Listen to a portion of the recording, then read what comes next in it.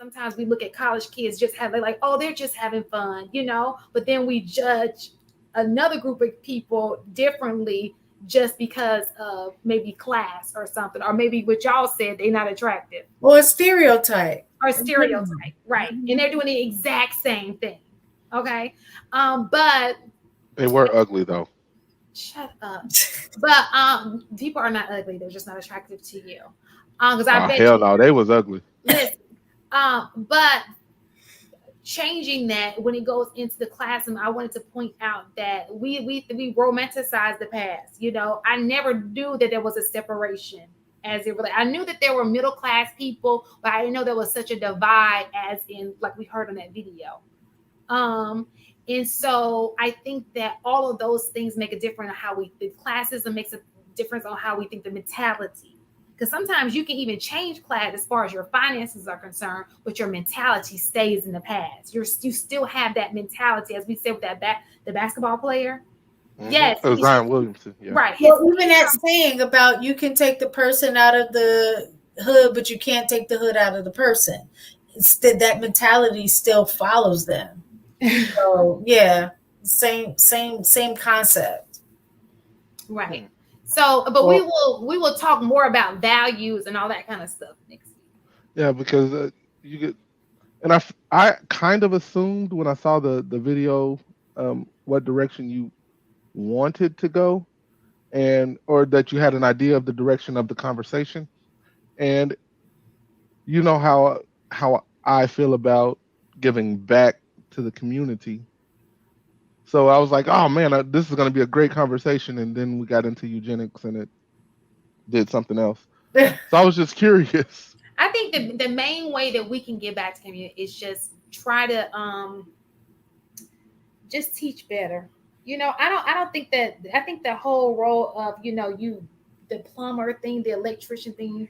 I don't want to belittle people because of their careers, but I think that these people are that's not the issue. Because I know some solid homes where the father is the plumber, the father is the electrician. They have solid homes, and these kids go out and they become very successful individuals. So I think we put so much emphasis on the career and not the mindset. It's the mindset that is destroying us, not with how much you make. I agree with that. I agree too. I think that the reason why people have the mindset is because they think that money only exists in certain spaces. They don't think money exists in the trades because a lot of people weren't pushed into the trades.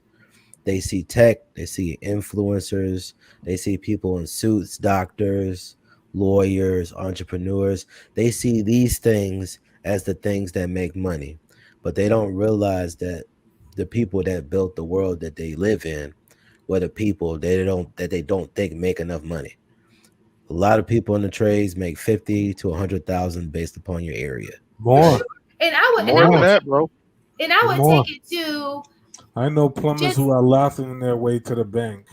Oh, for sure. And I know people who live under the roof of a plumber. Their fathers and their parents are electricians, and they've never had to suffer for anything. But what has happened is the internet has become involved. Now we're exposed to way more. We're seeing, oh, you can do this, and then it's kind of played a part in how we're thinking at this point. But again, that's not stopping people from wanting to go into trades.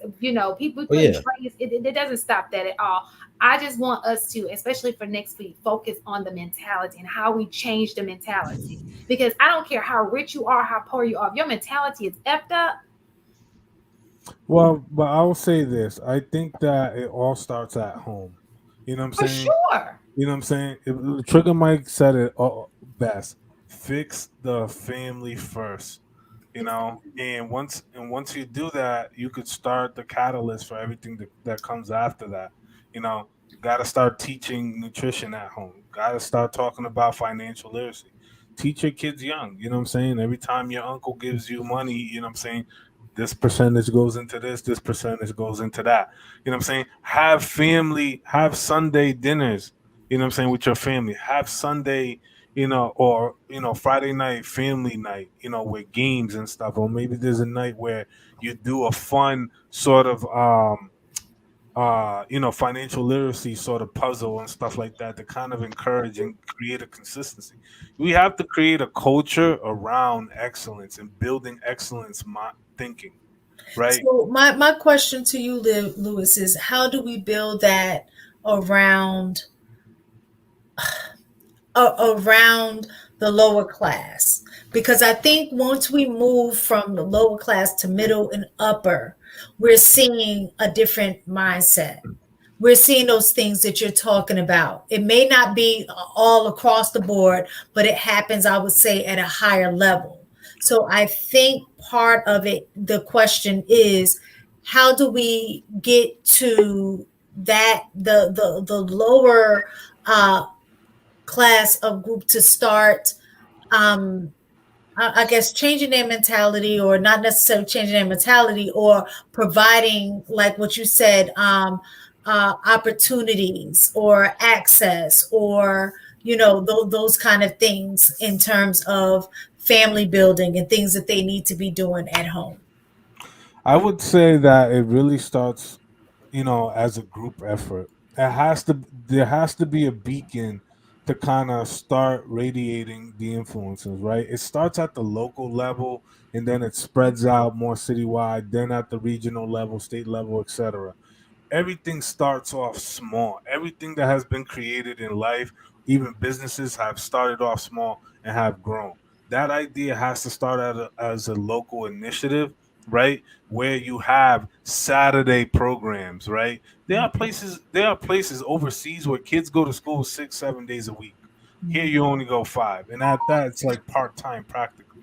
So I, where are the times? I'm talking about the public education system now. Where are the times where there are activities on the weekend that are curated in such a way where they cover things that they don't talk about in school, that they don't give them those life skills in school? And sort of it has to be at a community level where everybody participates because we all have a vested interest in our children's future.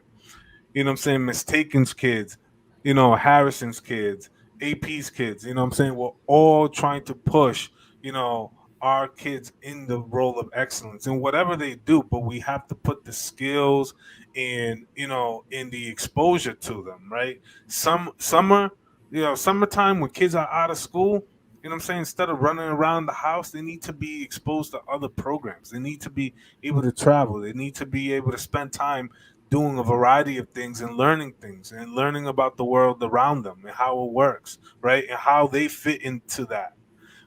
Far too often, a lot of these kids are inside playing PlayStation, playing Xbox on the computer. I just posted a video just a couple days ago where this dude was like filming the local basketball court and it was empty. It was the basketball courts, the tennis courts, the baseball courts, and it was all empty. Beautiful Saturday day, and everything was completely empty. And it was very sad to see because I also started to see that a long, long time ago. You used to have to wait 2 hours to get onto the court to play. You know what I'm saying? And wait an hour after just to stay on, right? You don't see these things being occupied. We network. We learn to network. The reason why this generation now doesn't know how to communicate, doesn't know how to talk, and they can only do it through the screen is because they lack interaction with one another. Far too often, people miss the most important things is that life is about human interactions, and life starts outside with other people, not indoors in front of a screen.